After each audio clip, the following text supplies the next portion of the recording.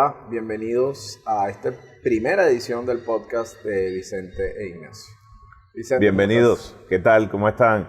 Espero que sea de su agrado. Esta es la primera edición de muchas que vienen, así que síganos, dale like aquí si te gustó. ¿Qué te parece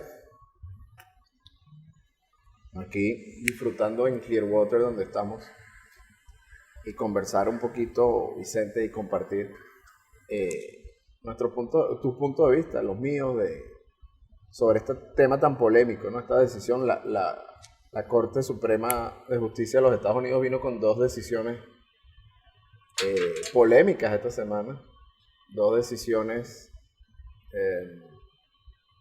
que uno ve de repente como que no hay mucha consistencia, ¿no? Por un lado, delegas en los estados, en los 50 estados de la nación, una responsabilidad en un tema muy polémico, un tema muy sensible para millones de personas, pero por otro lado dejas en manos de la federación, o sea, del Estado central, y a potestad de ellos otro tema súper sensible también. Estamos hablando del tema de la tenencia y compra y porte de armas y el tema del aborto.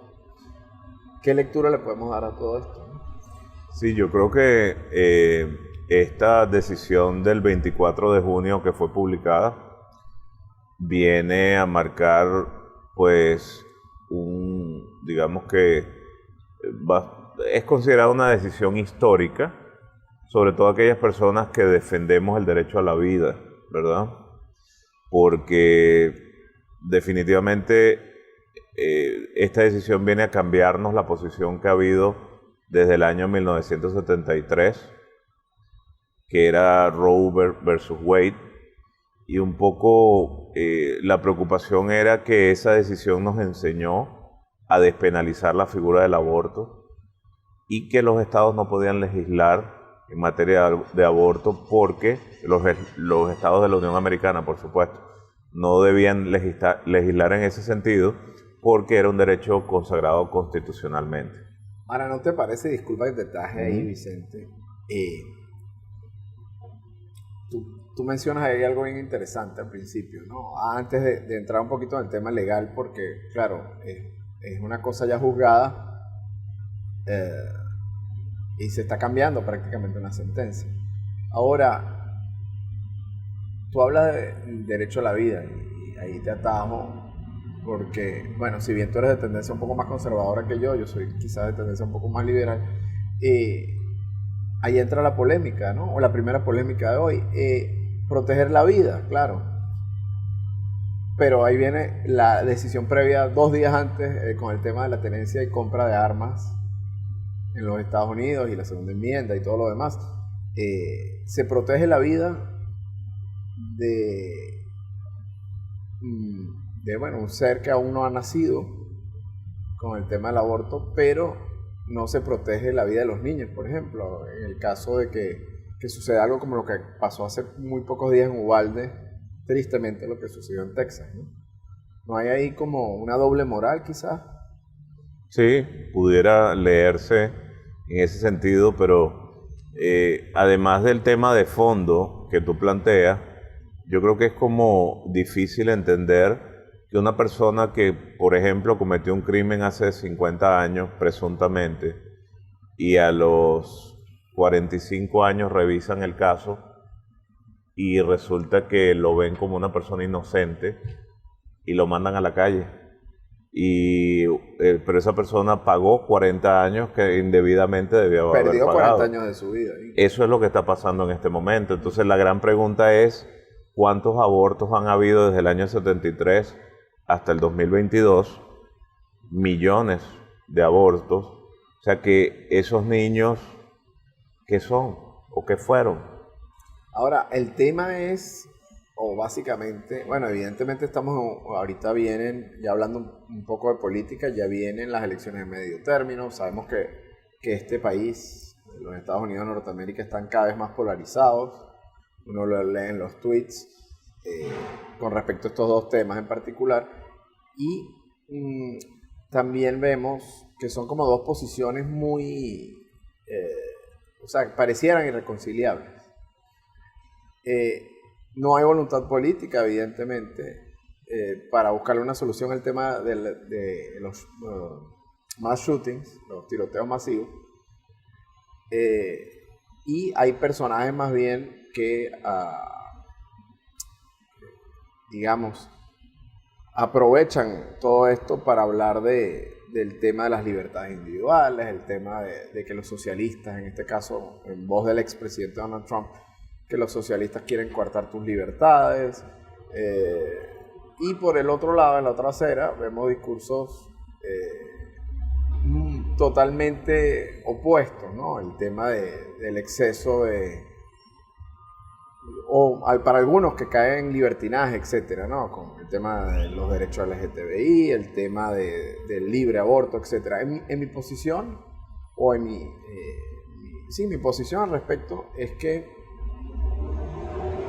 yo soy pro-choice, como dicen, ¿no? No te podría decir que soy pro-life o pro-aborto, pero sí pro-choice en el sentido de que hay situaciones particulares en las que, a mi manera de ver, se justifica que una mujer o una niña, en muchos casos, como producto de violación o por parte de un familiar, inclusive el incesto, etc., es justificado el aborto en algunos casos, a mi manera de ver. No se le puede dar una lectura en blanco y negro a un tema, como tampoco se le puede dar, en mi opinión, al tema de las armas. Y el problema que veo yo acá día a día en los tweets, en los medios de comunicación, o sea, en la televisión, en la prensa escrita, es que pareciera que no hay medias tintas en la sociedad norteamericana en la actualidad, ni en los políticos ni en el ciudadano común. Tú ves gente que está totalmente opuesta o totalmente a favor. Y en ese sentido Donald Trump fue muy hábil, ¿no? En crear esa división, polarizar a la sociedad. Y bueno, eso lo llevó a la Casa Blanca y probablemente lo lleve en las próximas elecciones presidenciales. ¿Cómo conseguir, digamos, hay manera de ver las cosas más en el centro? Hay manera de no ver todo en tan blanco y negro, en efecto. Sí, las polarizaciones son muy malas y eso lo estamos viviendo en este momento. No, o sea, tú mencionaste un poquito el tema del expresidente Trump frente a eso, pero también la polarización viene del disgusto de lo que la gente percibe a diario, ¿no? Si bien es cierto, la democracia se trata de eso, la división no debería ser en ese sentido, porque el libre debate siempre es importante, ¿no? Y tenemos un país 50-50, y el 50-50, yo coincido contigo que está bien cuando tú tienes una posición moderada, pero cuando vas a los extremos, ahí es donde empiezas a haber conflicto y distensiones entre ambas partes. Entonces, ahí es donde yo creo que debemos nosotros moderar el discurso para no hacerlo, no incurrir en cosas extremas como la violencia, el uso indebido de las armas, y que se repitan esas historias como la que pasó en Uvalde, que no debe repetirse, pues. Entonces, ese es un poquito lo que yo creo que debería moderarse. Fíjate, no sé si llamarlo, se dice así en inglés, el civil unrest, ¿no? Los problemas de índole social han marcado la agenda de los Estados Unidos, por lo menos desde que yo llegué a este país hace 6 años casi.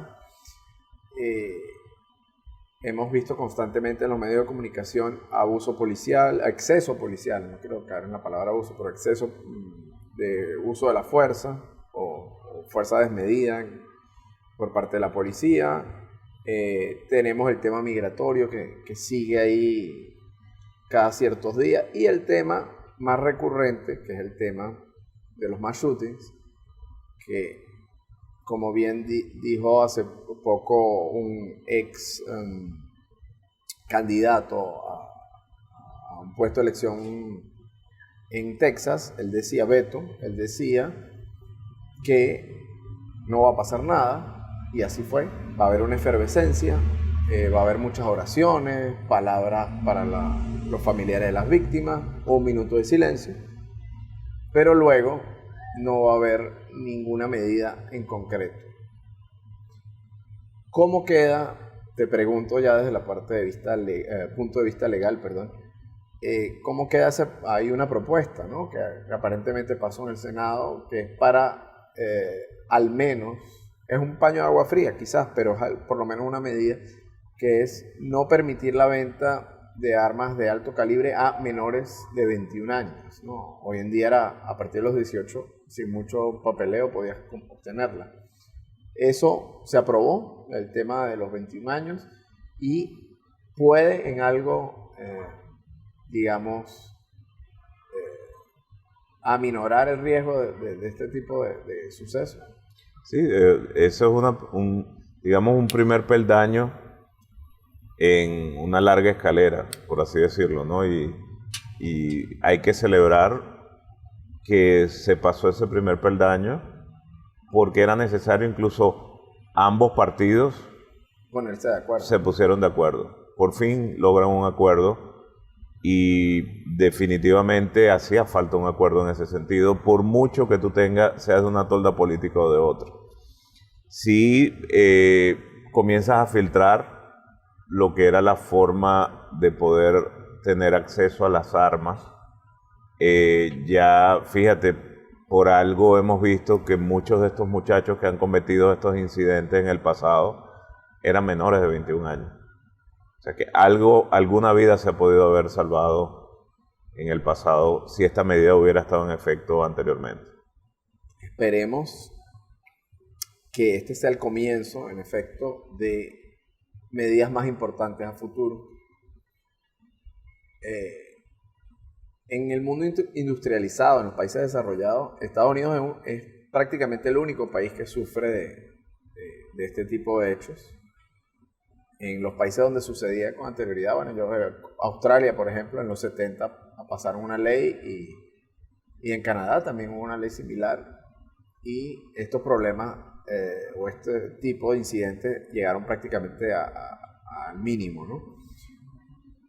Entra el tema de la segunda enmienda, el tema del derecho a defenderte, y bueno, es un debate muy largo, tendremos otros programas para hablar de eso, porque ciertamente pienso yo, al menos a mi manera de ver, un ciudadano común no tiene por qué tener un arma de guerra, un chaleco táctico o una mira infrarroja para utilizar un arma. Puedes tener un arma de cacería, como no. Puedes tener un arma personal, tipo revólver o pistola, como no. Pero ¿para qué necesito un arma de alto calibre y cargarla en la calle? Eso no tiene mucho sentido. Además, no tienes el entrenamiento para ello. Escuchaba en una entrevista hace un mes aproximadamente a un veterano de guerra, un marín de los Estados Unidos. Él decía, mira, a mí no me cabe en la cabeza, decía él, nosotros tenemos que aprobar un entrenamiento bien difícil. Tenemos que tener las armas guardadas en sitios específicos bajo llave.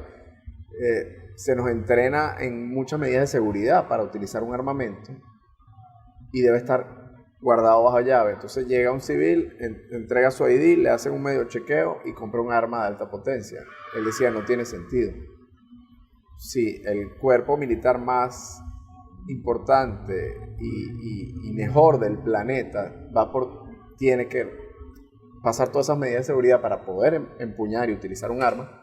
No tiene sentido que un civil pueda tener un armamento similar sin ningún tipo de entrenamiento, sin ningún tipo de chequeo, o prácticamente sin ningún tipo de chequeo. Entonces, bueno, yo creo que este tema nos va a dar para bastante conversaciones acá este es nuestro primer podcast, pero ese tema nos va a dar, pero fíjate, para otros. Por ahí va, por cierto, la churuata. Ahí va la de aquí churuata en Estados Unidos unas cosas. Ahora, bien particular. El tema del aborto, Vicente, para ir ya concluyendo este primer podcast. Tu posición me la decías al comienzo, ¿no? Tú eres pro vida. Pero ¿no te parece que es un tema en el cual se debería discriminar de acuerdo al caso? No meter a todas las mujeres en un mismo saco, ¿no? Hay muchas aristas ahí. No es lo mismo una persona que ya se ha practicado un aborto y quiere practicarse otro porque no practica una sexualidad responsable, a una niña de 12 años víctima de violación, por ejemplo. Sí, quizás una de las críticas que ha habido es precisamente esa, que tú no puedes meter en un mismo saco todos los tipos de abortos, porque sabemos que hay abortos terapéuticos, hay abortos que son más forzados que otros, y no puedes encasillarlos todos. Y quizás eso ha debido de prevalecer o de establecerse en esa decisión, si es que vas a normar algo, ¿no? Ahora, no olvidemos que esta decisión Dobbs, que fue la que se publicó el 24 de junio, viene a ser una consecuencia a que el caso de Roe versus Wade, Roe no era el nombre realmente de la señora Covington, que era... estaba bajo anonimato. Exacto, ¿no? Que estaba bajo el anonimato, ¿no? Se estaba usando ese AKA que llaman aquí, ¿no? Para proteger la identidad de la señora. Esta señora, recordando un poquito la historia, ella es una residente de Georgia. En Georgia no estaba, estaba legislado el tema del aborto de una manera distinta, por ejemplo, el estado de Texas, y ella le convenía hacerse uso de las leyes de Texas, pero no tenía los medios económicos como para llegar. Sus abogados en el momento le recomendaron que buscara la forma de, si quieres de alguna manera buscar criminalizar el aborto, digas que realmente te agarraron varios hombres y te violaron. Ahí estás incurriendo en perjurio, ¿no? Y ella definitivamente, además de eso, ella lo hizo solamente para ganar un beneficio propio, poder trasladarse a Texas y hacer lo que quería hacer en Texas para hacerse valer de esas leyes. Pero lo más triste de todo esto es que detrás de estos abogados que la representaban, representaban en el fondo organizaciones pro aborto. O sea, que se basa en una mentira. Y definitivamente, y todo esto, esta última decisión del 24 de junio viene porque en el año 91 ella dice a la luz pública que todo eso fue mentira. Y por supuesto, hubo protestas en calle donde precisamente la persona que después entendió las consecuencias graves del aborto, porque le tocó trabajar en Texas en una clínica que practicaba abortos, y entender que los fetos tenían que meterlos en unos freezers, en unos congeladores, eso le creó a ella una conciencia totalmente distinta a lo que venía haciendo, y era la primera que estaba en la calle en caminatas y protestas públicas precisamente para despenalizar el aborto, que era lo contrario a lo que ella buscaba anteriormente. Entonces, todo ese tipo de movimientos hizo que revisaran esta ley y este caso, y la Corte Suprema de Justicia dictaminó pues el 24 de junio esto que publicó y se creó. En el fondo, lo que quiero llegar es que pareciera que la última institución que nosotros veíamos ajenos a la política, nos costaría mucho, es que siga viéndose la Corte como una institución politizada. Y para nadie es un secreto que algunos de los justices, de los magistrados que están allí, en el momento de ser nominados, ellos juraron respetar decisiones como Roe versus Wade, y no lo están cumpliendo. Y ahí mintieron también, porque incurrieron en perjurio, sobre todo este juez precisamente, que es el que lleva, o sea, digamos, el impulsor de esta decisión. Él fue muy claro cuando le preguntaron. Él dijo que él estaba de acuerdo con esa decisión en particular y resulta que precisamente la volteó. No politizar el tema de justicia es difícil cuando sabemos que hay 6 conservadores, 3 liberales, pero de esos 6 conservadores, 3 podría decirse que son de hecho ultraconservadores y uno de esos 3 es este señor Justice y precisamente el que lleva adelante esto, ¿no? Veremos, el tiempo dirá a ver qué nos viene nuevo, porque él habló inclusive de revisar sentencias y errores históricos, decía él textualmente, en temas tan polémicos como el matrimonio y las relaciones del mismo sexo, entre otras, inclusive el divorcio habló, ¿no? Entonces uno pareciera, y con cierto temor, yo comentaba la otra vez, ¿será que vamos hacia un estado ultraconservador religioso? Lo que tanto se critica en esta sociedad libre, criticar estados como el Talibán con toda la razón del mundo, pero entonces esta va a ser una versión cristiana, ultraconservadora, ultra religiosa, o sea, va a ser el polo opuesto, no lo sabemos. En todo caso, ha generado mucho malestar a nivel de gran parte de la población, por lo menos la mitad de la población de este país, el tema de decidir sobre determinado tema a conveniencia. El tema de las armas lo regulo yo a nivel central.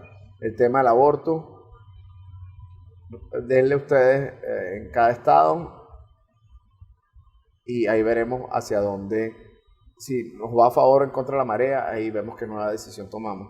Entonces no parece ni muy ético ni muy equilibrado todo esto. Y ahora, a raíz de esa decisión del aborto, estamos viendo muchos estados de la Unión Americana que están revisando en sus legislaturas internas nuevas leyes, bien sea despenalizando y otras criminalizando. Poniendo más difícil la cosa. Tenemos el caso de Arkansas, ¿verdad? Tenemos muchos casos. Por ahí se rumora Alabama también que viene con una decisión. Los estados del sur sobre todo.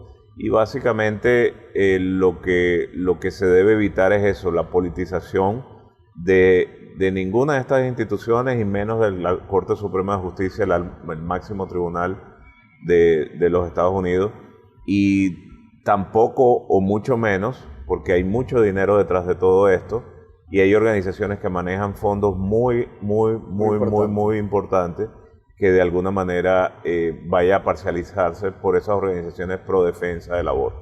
Vamos a ver qué sucede, Vicente. ¿Te parece si damos por terminado nuestro primer podcast? Está en pendiente. Ahí. Este es un nuevo formato, vamos a ver qué tal, esperamos su feedback. Y bueno, nos escuchamos en una próxima entrega. Cuídense mucho. El próximo podcast de Vicente e Ignacio. Claro que sí, y bueno, hasta la próxima. Salud. Hasta la próxima. Salud, Ignacio.